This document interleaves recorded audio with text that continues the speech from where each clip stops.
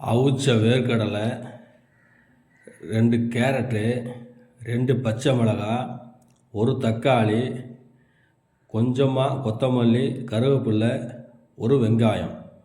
இதை அத்தனையும் சேர்த்து சாப்பிட்டோம் அப்படி சொன்னால் உடல் ஆரோக்கியமாக இருக்கும். அதாவது காலையில் டிஃபன் இதுதான். உடல் தொப்பை இருக்கவங்களுக்கு இது சாப்பிட்லாம். அப்படி சாப்பிட்டாங்க சொன்னால் தொப்பை குறையிறதுக்கு வாய்ப்பு இருக்குது.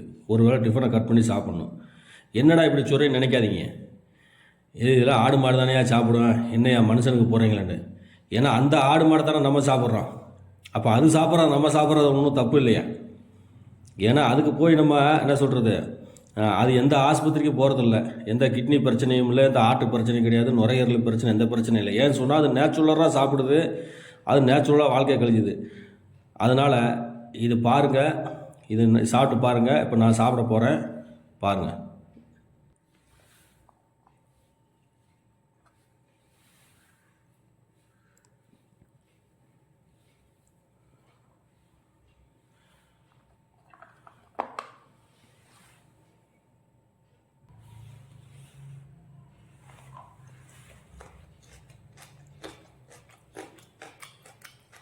செம்ப டேஸ்டாக இருக்கா, நீங்கள் சாப்பிட்டு பாருங்க.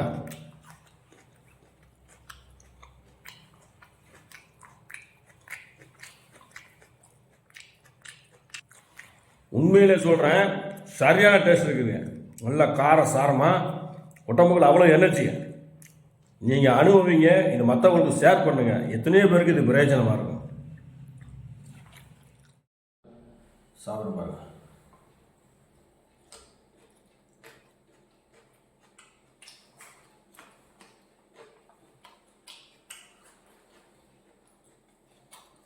பச்சை மிளகா உடம்புல உள்ள கொழுப்பு ஃபுல்லாக கரைச்சி எழுதிடும்.